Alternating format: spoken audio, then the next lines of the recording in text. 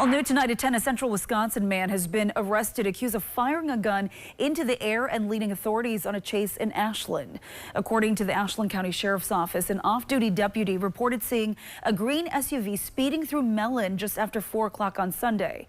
The deputy said the driver, later identified as 34-year-old Sheldon Labuda of New Lisbon, displayed a firearm and fired 1 round before heading north on Highway 13 toward Ashland.